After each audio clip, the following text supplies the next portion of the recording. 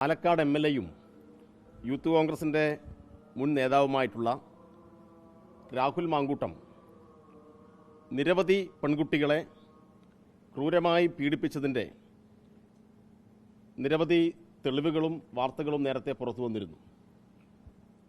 ആ ഘട്ടത്തിലെല്ലാം അയാളെ പൂർണ്ണമായും സംരക്ഷിക്കാനും അയാൾക്കാവശ്യമായ സംരക്ഷണ കവചം ഒരുക്കാനും കോൺഗ്രസിൻ്റെ നേതൃത്വം തയ്യാറായി എന്നുള്ളതാണ് നമുക്ക് മുമ്പിലുള്ള അനുഭവം. എന്നാൽ ഗത്യന്തരമില്ലാത്ത ഒരു നില വന്നപ്പോഴാണ് മുഖമിനുക്കാൻ വേണ്ടി ഞങ്ങളിതാ പുറത്താക്കിയിരിക്കുന്നു എന്ന ഒരു പ്രഖ്യാപനം അവർ നടത്തിയത്. അങ്ങനെ കോൺഗ്രസ് പുറത്താക്കി എന്ന് പറയുമ്പോഴും കോൺഗ്രസിനെ ഇന്ന് നയിച്ചുകൊണ്ടിരിക്കുന്ന ഒരു ക്രൈം സിൻഡിക്കേറ്റ് ഉണ്ട്. ആ കോൺഗ്രസിനെ നയിക്കുന്ന ക്രൈം സിൻഡിക്കേറ്റ് അത് രാഹുൽ മാങ്കൂട്ടം അടങ്ങുന്ന സിൻഡിക്കേറ്റാണ്. അവരാണ് കോൺഗ്രസിൽ ആര് KPCC പ്രസിഡന്റ് ആവണം, ആര് യൂത്ത് കോൺഗ്രസിൻ്റെ അധ്യക്ഷനാവണം, ആര് ഏതെല്ലാം ചുമതലകൾ വഹിക്കണം എന്നെല്ലാം തീരുമാനിക്കുന്നത്. കോൺഗ്രസിലെ തന്നെ ഒരു വിഭാഗം മുതിർന്ന നേതൃത്വത്തിന് ഇവരോട് ഈ ക്രൈം സിൻഡിക്കേറ്റിൻ്റെ തീരുമാനങ്ങളോട് എതിർപ്പുണ്ടെങ്കിലും അവരെല്ലാം നിശബ്ദരാക്കപ്പെട്ട അവസ്ഥയായിരുന്നു. നിസ്സഹായരായി ഇവരെടുക്കുന്ന തീരുമാനങ്ങൾക്ക് വെറുതെ സമ്മതം മൂളുന്ന ആളുകളായി ഒരു വിഭാഗം കോൺഗ്രസ് മാറി. ഈ ക്രൈം സിൻഡിക്കേറ്റിന് കേരളത്തിൽ ഇന്ന് നേതൃത്വം കൊടുക്കുന്നത് ഷാഫി പറമ്പിൽ MP ആണ്. അപ്പോൾ ഷാഫി നേതൃത്വം കൊടുക്കുന്ന ക്രൈം സിൻഡിക്കേറ്റ് അവരുടെ ഓരോ ചെയ്തികളും പുറം ലോകം അറിഞ്ഞുകൊണ്ടിരിക്കുകയാണ്. ഇപ്പോൾ ഒരു ബലാത്സംഗ കേസിൽ ഈ MLA അകത്തായി. അതിനെ തുടർന്ന് നിങ്ങൾ തന്നെ റിപ്പോർട്ട് ചെയ്ത ചില വാർത്തകൾ നോക്കിയാൽ എത്രമാത്രം ക്രൂരമായ നിലയിലാണ് അദ്ദേഹം ഈ ഇത്രയും നാൾ ഇവിടെ പല ചെയ്തികളും കാണിച്ചു കൂട്ടിയിട്ടുള്ളത്. ഇപ്പം അതിനകത്ത് വന്ന ഒരു പ്രധാനപ്പെട്ട കാര്യം ഈ ദുരന്തമുഖത്ത് എങ്ങനെയാണ് യൂത്ത് കോൺഗ്രസ്സുകാർ പ്രവർത്തിച്ചത് എന്നത് സംബന്ധിച്ചാണ്. കഴിഞ്ഞ കുറച്ച് ദിവസമായി, കുറച്ച് മാസങ്ങളായി വയനാട് അവർ പ്രഖ്യാപിച്ച 30 വീട് സംബന്ധിച്ച് വലിയ ചർച്ച നടക്കുകയായിരുന്നു. DYFI എന്നവിടെ 25 വീട് പ്രഖ്യാപിച്ചിട്ട് 100 വീട് നിർമ്മിക്കാൻ ആവശ്യമായ 20 കോടി രൂപ സംസ്ഥാന ഗവൺമെൻറ്റിന് പരസ്യമായി കൈമാറിയപ്പോൾ ഈ ബലാത്സംഗ വീരൻ മാധ്യമപ്രവർത്തകരെ വിളിച്ചുകൂട്ടിയിട്ട് പറഞ്ഞത് DYFI നിർമ്മിച്ചു കൊടുത്ത വീട് നിങ്ങൾക്ക് കാണിച്ചു തരാൻ പറ്റുമോ എന്നായിരുന്നു. കഴിഞ്ഞ ദിവസം മുഖ്യമന്ത്രി തന്നെ വാർത്താസമ്മേളനത്തിൽ പറഞ്ഞു വിവിധ സംഘടനകൾ നൽകിയ പണം സംബന്ധിച്ച്. അപ്പം ഞങ്ങൾ പറഞ്ഞത് DYFI നിർമ്മിച്ച വീട് ഞങ്ങൾ ഒരിക്കലും ചൂണ്ടിക്കാണിക്കില്ല. കാരണം ദുരന്തബാധിതർക്ക് അവരുടെ അവകാശമായി ഈ കാര്യങ്ങളെല്ലാം തോന്നണമെങ്കിൽ അതെല്ലാം സർക്കാർ നിർമ്മിച്ചു കൊടുത്ത പദ്ധതിയുടെ ഭാഗമായി മാത്രമേ പാടുള്ളൂ. അതുകൊണ്ട് സർക്കാർ നടത്തുന്ന പുനരധിവാസ പ്രവർത്തനങ്ങളുമായി യോജിച്ചിട്ടാണ് ഞങ്ങൾ ഈ കാര്യങ്ങൾ സംഘടിപ്പിക്കുക എന്ന് അന്ന് പ്രഖ്യാപിക്കുന്ന ദിവസം തന്നെ ഈ വാചകം തന്നെ ഞങ്ങൾ പറഞ്ഞതാണ്.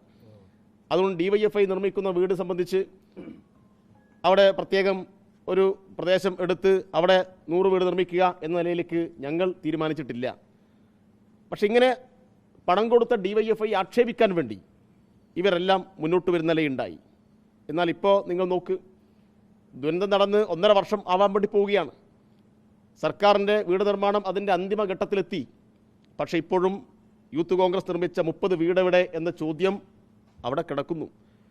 ഉത്തരം ഇപ്പോൾ കിട്ടിത്തുടങ്ങി. അതിനുവേണ്ടി പണം എവിടെ പോയി എന്നത് ഇന്നിപ്പോൾ ഒരു പെൺകുട്ടിയുടെ വെളിപ്പെടുത്തലായി പെൺകുട്ടി പോലീസ് കൊടുത്ത മൊഴിയായിട്ട് രേഖപ്പെടുത്തിയിട്ട് പുറത്തു വന്നിട്ടുള്ളത് എന്നെയും ഈ പണം സമാഹരിക്കാൻ വേണ്ടിയിട്ട് ഉപയോഗപ്പെടുത്തിയിരുന്നു. എൻ്റെ കയ്യിൽ നിന്ന് 5000 രൂപ വാങ്ങിയിട്ട് രാഹുൽ മാങ്കൂട്ടം ലക്കി ഡ്രോ നടത്തി എന്നാണ് പറയുന്നത്. ലക്കി ഡ്രോ നടത്തിയിട്ട് രാഹുൽ മാങ്കൂട്ടം 2ാം സമ്മാനമാണ് ഈ പെൺകുട്ടി കൊടുത്തത്. എങ്ങനെയാണ് 2ാം സമ്മാനം നിനക്ക് തരാം എന്ന് വാഗ്ദാനം നൽകി അങ്ങനെ സമ്മാനം കൊടുക്കുക? ഈ ലക്കി ഡ്രോ തന്നെ നടത്താൻ നിയമപരമായി അധികാരമുണ്ടോ, അവകാശമുണ്ടോ? ആ നിയമങ്ങളെല്ലാം പാലിച്ചിട്ടാണോ ഇത് നടത്തിയത്? ഇനിയിപ്പോൾ അങ്ങനെ നടത്തിയിട്ട് ഒരു നല്ല കാര്യത്തിന് വേണ്ടിയിട്ട് ഇങ്ങനെ ഒരു കാര്യം നടത്തി, എന്നാൽ പിന്നെ ആ പണം ഏത് അക്കൗണ്ടിലേക്കാണ് വാങ്ങേണ്ടത്? രാഹുലിൻ്റെ സുഹൃത്തായിട്ടുള്ള ഫെനിയുടെ അക്കൗണ്ടിലേക്കാണ് ഈ ലക്കി ഡ്രോ വഴി പണം സമാഹരിച്ചത്. ഇങ്ങനെ എത്ര സുഹൃത്തുക്കളുടെ അക്കൗണ്ടിലേക്ക് പണം സമാഹരിച്ചിട്ടുണ്ടാവും? എത്ര ലക്കി ഡ്രോ നടത്തിയിട്ടുണ്ടാവും?